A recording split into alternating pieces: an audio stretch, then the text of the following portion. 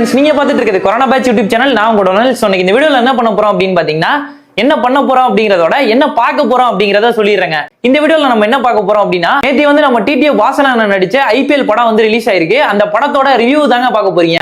So இந்த வீடியோல வந்து டிடிஎஃப் வாசனுக்கு சொம்பு தூக்குற மாதிரி இருக்காது. என்னோட உண்மையான ரிவ்யூ, படம் வந்து நல்லா இருக்கா நல்லா இல்லையா, என்ன நல்லா இல்ல என்ன நல்லா இருக்கு, நான் பார்த்து எப்படி ஃபீல் பண்ணேன் அப்படிங்கிற விஷயத்த என்னோட ஒப்பீனியனை உங்ககிட்ட சொல்ல போறாங்க. நீங்க எப்பதான் நம்ம சேனலை ஃபர்ஸ்ட் டைமா பாக்குறீங்கன்னா மறக்காம சப்ஸ்கிரைப் பண்ணி வச்சுக்கோங்க. சப்ஸ்கிரைப் பண்ணி வச்சிருந்தீங்கன்னா தான் நம்ம அடுத்தடுத்து போட போற வீடியோஸ்லாம் உங்களுக்கு நோட்டிபிகேஷன் வரும். இப்போ வாங்க வீடியோக்குள்ள போலாம். நம்ம டிடிஎஃப் வாசன் நடிச்ச ஐபிஎல் படத்தோட ஸ்டோரியை ஒன்லைன்ல சொல்லணும் அப்படின்னா, இந்தியால நிறைய லாக்அப் டெத் எல்லாம் நடந்திருக்குல்லைங்க, அதை பேஸ் பண்ணி எடுத்த ஒரு ஸ்டோரி தான். ஸ்டோரி வைஸ் பார்க்கும்போது வந்து பாத்தீங்கன்னா, இதை வந்து ஸ்டோரியா எடுத்திருக்காங்களே பரவாயில்லப்பா அப்படின்னு தோண வைக்குது. Online story wise okay. First half எப்படி இருக்கு அப்படின்னு கேட்டீங்கன்னா, ஹீரோ என்ட்ரி இருக்குல்லங்க, அந்த சீன் வந்து எனக்கு ரொம்ப பிடிச்சிருந்துச்சு. நான் வந்து ரொம்ப எக்ஸ்பெக்ட் பண்ணியிருந்தேன். ஸோ வாசனை வந்து பாத்தீங்கன்னா எப்படியோ ஒரு வீலிலாம் அடிப்பாரு, அப்படியே ரேஸ் மாதிரிலாம் காட்டுவாங்க அப்படின்னு நினைச்சேன். டென்னாரை ஓட்டிட்டு வருவாரு, கெத்தா இருக்கும் அப்படின்னு நினைச்சேன். ஸோ கடைசியில வந்து பாத்தீங்கன்னா அதுல ஒரு ட்விஸ்ட் வச்சு டிடிஎஃப் வாசன் இருக்காருல்ல, அவரே கலாய்ச்சிக்கிட்ட மாதிரி ஒரு டைலாக்லாம் இருக்கும். ஸோ அதெல்லாம் பார்க்கும்போது நல்லா இருந்துச்சு, நல்லா காமெடியா கொண்டு போயிருந்தாங்க. ஃபர்ஸ்ட் ஹாஃப்ல வந்து பாத்தீங்கன்னா காமெடி நல்லா இருந்துச்சு. அதுக்கப்புறம் சாங் வந்து 2 சாங் வரும்னு நினைக்கிறேன். 2 சாங்குமே நல்லா இருந்துச்சு. ஃபர்ஸ்ட் ஹாஃப் வந்து பாத்தீங்கன்னா ஒரு கொஞ்சம் ஸ்லோவா போயிட்டு அப்புறம் கொஞ்சம் ஸ்பீட் எடுத்த மாதிரி இருந்துச்சுங்க. ஸோ ஸ்டோரி வைஸ் பார்க்கும்போது அதுக்கப்புறம் டிடிஎஃப் வாசன் ஃபர்ஸ்ட் ஹாஃப்ல நிறைய சீன் காணும் அப்படின்னு தோண வச்சுச்சு. ஏன்னு வந்து பாத்தீங்கன்னா இந்த படத்துல வந்து பாத்தீங்கன்னா ஒரு 10 மெயின் கேரக்டர்ஸ், அந்த 10 மெயின் கேரக்டர்ஸ் வச்சே கதை மூவ் ஆயிட்டே இருந்த மாதிரி இருந்துச்சு. அதுக்கப்புறமா செகண்ட் ஹாஃப்க்கு வந்துருவோம். ஃபர்ஸ்ட் ஹாஃப்லயே வந்து பாத்தீங்கன்னா அப்படியே ஸ்பீட் எடுத்துச்சுன்னு சொன்னல, அதோட கன்டினியூஷன் தான் செகண்ட் ஹாஃப். வந்து பாத்தீங்கன்னா நல்லாவே லாக் இல்லாம கொஞ்சம் ஸ்பீடாவே முடிஞ்சிருச்சு. அடுத்து என்ன சீன் வரும், என்ன நடக்க போகுது அப்படின்னு ப்ரெடிக்ட் பண்ண முடியாத அளவுக்கு தான் ஸ்டோரி இருந்துச்சு. அதுக்கப்புறம் செகண்ட் ஹாஃப்ல 2-3 ஃபைட் வரும். ஃபைட் சீன்லயும் வந்து பாத்தீங்கன்னா வாசனா நல்லாவே நடிச்சிருந்தாரு. ஒரு தடவை வந்து பாத்தீங்கன்னா ஒரு ஃபர்ஸ்ட் படத்திலேயே இந்த அளவுக்கு நடிக்கிறது நல்லா இருக்கு. சீன்ல வந்து பாத்தீங்கன்னா ஆக்டிங் நல்லாவே பண்ணியிருந்தாரு. ஃபைட் சீன்லாம் வந்து பாத்தீங்கன்னா நல்லா இருந்துச்சு. லவ் சீன்ஸ்லாம் நல்லா இருந்துச்சு. ஸோ அதுக்கப்புறம் செகண்ட் ஹாஃப்லயுமே வந்து பாத்தீங்கன்னா டிடிஎஃப் வாசன் அண்ணன் இல்லாத மாதிரி தான் நிறைய சீன்ல தோண வச்சுச்சு. படத்துலயுமே வந்து பாத்தீங்கன்னா ஹீரோவே அப்பப்போ போயிட்டு வர மாதிரி தான் இருந்துச்சு. தவிர வாசனை வச்சு மட்டுமே கதை போல மொத்த ஒரு 10 கேரக்டர் இருந்தாங்கன்னா அந்த 10 கேரக்டரையும் சேர்த்து அவங்களோட பாயிண்ட் ஆஃப் வியூல தான் கதை போச்சு. தவிர ஹீரோவோட பாயிண்ட் ஆஃப் வியூல மட்டுமே கதை போலங்க. அடுத்து படத்துல வந்து பாத்தீங்கன்னா திலீபன் அப்படின்ற ஒரு ஆக்டர் நடிச்சிருப்பாரு. அவர் வந்து ஒரு போலீஸ், ஒரு ஹையர் பொசிஷன்ல நடிச்சிருப்பாரு. ஸோ அவர் வர சீன்லாம் வந்து பாத்தீங்கன்னா ரொம்பவே நேச்சுரலா நல்லா இருந்துச்சுங்க. அப்புறம் ஒரு வில்லன் போலீஸ் மாதிரி ஒருத்தர் வருவாரு. ஸோ அவரோட இது வந்து நல்லா வில்லத்தனமா சிரிப்பாரு. ஸோ அந்த சிரிப்பே வந்து பாத்தீங்கன்னா நல்லா ஒரு பயங்கரமா இருந்துச்சு. தியேட்டர்ல பார்க்கும் போது கதைக்கு தகுந்த மாதிரி வில்லனை போட்டிருக்காங்க அப்படின்னா சொல்லணும். அடுத்தபடியா பாத்தீங்கன்னா கிளைமேக்ஸ்ல ஒரு ஃபைட் சீன் வரும். பின்னாடி வந்து பாத்தீங்கன்னா 4 பேர் வண்டியில துரத்திக்கிட்டு இருப்பாங்க. வாசனா வந்து பாத்தீங்கன்னா R15 பிளாக் கலர்ல வந்து முன்னாடி ஓட்டிக்கிட்டு இருப்பாரு. வாசனா வீலி பண்ணுவாருன்னு நான் நினைச்சேன். பட் வந்து வீலியே ஒன்றும் பண்ணல.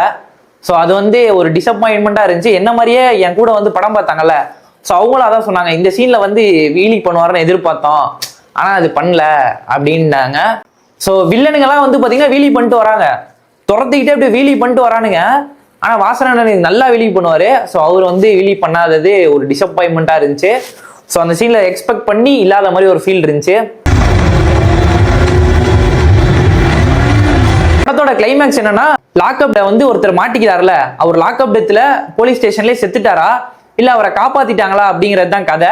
இதை வந்து மூவி டீம் கொஞ்சம் அழகாவே எடுத்திருக்காங்க அப்படின்னு சொல்லணும். ஏன்னா வந்து பாத்தீங்கன்னா எந்த இடத்துலயும் லேக் ஆகிற மாதிரி தெரியலங்க. ஃபர்ஸ்ட் ஹாஃப்ல கொஞ்சம் லேக் ஆகிற மாதிரி இருக்குன்னு சொன்னல, அந்த கொஞ்ச நேரம் தான் அப்படி இருக்கே தவிர அப்புறம் இப்படி ஏறிடுச்சு கிராஃப். அப்படியே கொஞ்சம் ஸ்லோவா போகுது, அப்புறம் அப்படியே ஸ்பீடா போன மாதிரி தான் இருந்துச்சு. தவிர நிறைய இடத்துல லாகு ஸ்லோவா போற மாதிரிலாம் ஃபீல் ஆகலங்க. கடைசியா படத்தோட எண்டிங்ல வந்து ஒரு பயங்கரமான சீனோட முடிச்சிருப்பாங்க. என்னன்னா 1980ஸ்ல இருந்து இப்போ வர 2022 இப்போ 2025ல அஜித் குமார்னு ஒருத்தர் இறந்துருப்பார்ல லாக்அப் டெத்ல. ஸோ அவர் வரையுமே நிறைய பேரை வந்து காமிச்சிருந்தாங்க. அப்பையில இருந்து இப்போ வரைக்கும் இறந்த எல்லா விக்டிம்ஸையும் போட்டு லாக்அப் டெத்ல யாரெல்லாம் இறந்தாங்களோ அதை போட்டு இந்த படத்தோட மேட்ச் பண்ணியிருப்பாங்க. ஸோ அந்த சீன் வந்து பார்க்கும்போது ரொம்ப எமோஷனலா இருந்துச்சுங்க. அந்த சீனும் பார்க்கும்போது தான் படத்தோட அர்த்தமே எனக்கு புரிஞ்சிச்சு. ஏன்னா வந்து பாத்தீங்கன்னா ஒரு ஹார்ட் டச்சிங்கா இருந்துச்சுன்னு சொல்லலாம்.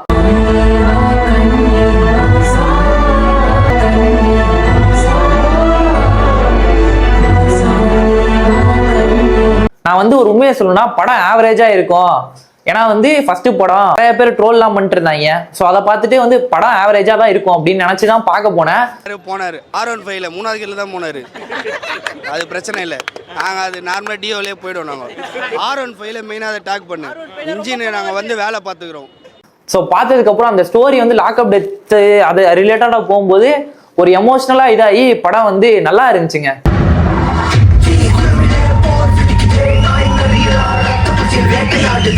பட் எனக்கு பர்சனலாக தோணுன விஷயத்த உங்களுக்கு சொல்கிறேன். படம் வந்து நல்லா இருக்கு, ஒரு தடவையாச்சும் கண்டிப்பாக ஃபேமிலியோட பார்க்கலாம். அவரும் நம்மள மாதிரி ஒரு யூடியூபராக இருந்து எந்த ஒரு பேக்ரவுண்டும் இல்லாமல் ஒரு சினிமா நிலைமைக்கு போயிருக்காரு அப்படின்னா அவருக்கு நம்ம சப்போர்ட் பண்ணோம். ஸோ அந்த ஒரு ரீசன்னாலே எல்லாரும் ஒரு தடவையாச்சும் போய் பார்த்துட்டு வாங்க. படத்துல நல்ல விஷயமா நான் பார்த்தது என்ன அப்படின்னா, வாசனனை வந்து இந்த கதையை தைரியமா சூஸ் பண்ணி நடிச்சிருக்காரு. அது மட்டும் இல்லாம இப்போ ஏகப்பட்ட லாக்அப் டெத்லாம் நடந்திருக்கு, அதை பத்தி ஒரு நல்ல ஒரு படம் எடுத்திருக்காங்க அப்படின்னு சொல்லணும். டிடிஎஃப் அண்ணனோட ஆக்டிங் எப்படி இருந்துச்சு அப்படின்னு கேட்டீங்கன்னா ஒரு 80% சூப்பரா இருந்துச்சுங்க. பேலன்ஸ் 20% தான், அதுவும் ஃபர்ஸ்ட் படம்ங்கிறதுனால தான் அப்படி. அடுத்தடுத்த படத்துல வந்து அவரே சரி பண்ணிக்கிறேன் அப்படின்னு சொன்னாரு. ஸோ நேரில் பார்க்கும் போதும் அப்படிதான் சொன்னாரு. சின்ன சின்ன ஆக்டிங்ல கொஞ்சம் மிஸ்டேக் இருக்கும்டா, அது வந்து நீ ஏதாச்சும் தப்பு இருந்தா கூட நீ வீடியோல சொல்லிடு அப்படின்னு சொன்னாரு.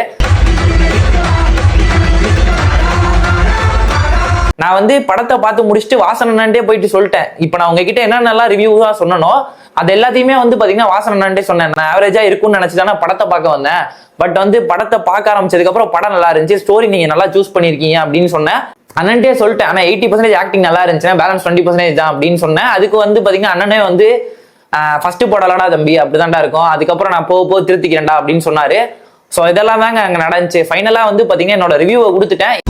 இப்போ நம்ம வந்து ஐபிஎல் படம் பார்க்க போறோம். யாரு கூடன்னு வந்து பாத்தீங்கன்னா நம்ம வாசன் அண்ணன் கூட தான் போறோம். படம் எப்படின்னு இருக்கும், நீங்க நடிச்சிருக்கீங்க இவ்வளவு கஷ்டப்பட்டு, படம் எப்படி இருக்கு, படம் எப்படி இருக்கும் அப்படின்னு சொல்லி நீங்க தான் பார்த்துட்டு நீங்க ரிவ்யூ மேக் பண்ணணும். ஸோ மக்கள் நீங்க எல்லாருமே சொல்லுங்க படம் எப்படி இருக்குன்னு சொல்லி. ஸோ ஏதாவது தவறுகள் ஏதாவது மிஸ்டேக்ஸ் ஏதாவது இருந்தா கண்டிப்பா நான் திருத்திக்கிறேன். பட் ரொம்ப நல்லா இருக்கும். இதுல போய் பார்த்துட்டு உண்மையான ரிவ்யூ, உண்மையான ஹானஸ்டான ரிவ்யூ நீங்க மேக் பண்ணி போடுங்க. கண்டிப்பா நல்லா இருக்கும் நானும் நம்புறேன். ஸோ நீங்களும் எல்லாரும் தியேட்டருக்கு போய் படத்தை பாருங்க. அண்ணன் படம் வந்து ஃபர்ஸ்ட் படம், எல்லாருமே சப்போர்ட் பண்ணுங்க. ஐ லவ் யூ சோ மச்ங்க. நான் வெயிட் பண்ணிட்டு இருக்கேன் உங்களோட ரிவ்யூஸ்க்காக. இப்போ கூட ரீசெண்டா அஜித் குமார்னு ஒருத்தர் இறந்தாரு, அந்த மாதிரி அதான் அந்த மாதிரி கைண்ட் ஆஃப் லாக்அப் டெத் நடந்து வந்துட்டே இருக்கு. ஆக்சுவலா இதுக்கான படம் வந்திருக்கலாம், லாக்அப் டெத்துக்கான படம் வந்திருக்கலாம். ஆனா அது முடிகிற மாதிரி தெரியல எனக்கு. அவ்வளோ ஒரு சென்சிட்டிவான கண்டென்ட்டை ப்ராப்பரா டைரக்டர் எடுத்து போய் சூப்பரா ரைட்டிங்கா பீக்கணும், சூப்பரா இருக்கு, நல்லா இருக்கு. கண்டிப்பா எல்லாரும் வந்து தியேட்டர்ல பாருங்க படத்தை. இன்னும் கொஞ்சம் ஸ்டன் சீன்ஸ்லாம் வச்சிருந்தாங்கன்னா இன்னும் கொஞ்சம் நல்லா இருந்திருக்கும். மற்றபடி சோஷியல் மெசேஜ் மாதிரி ஏதாவது சொல்லியிருக்காங்க. சோஷியல் மெசேஜ் சொல்லியிருக்காங்க. டைரக்டர் உண்மையிலே அவர் வாசனை வந்து டிடிஎஃப் வாசனை அவர் நல்லா நடிக்க வச்சிருக்காரு, நல்லா கொண்டு வந்திருக்காங்க. ஒரு ரொம்ப எதுவும் இதெல்லாம் இல்லாமல் ரொம்ப கிரேட்டாக பண்ணியிருக்காங்க. கண்டிப்பாக மக்கள்லாம் வந்து இந்த படத்தை பார்க்கணும், ரொம்ப சூப்பராக இருக்க படம், எல்லாம் வந்து பாருங்க.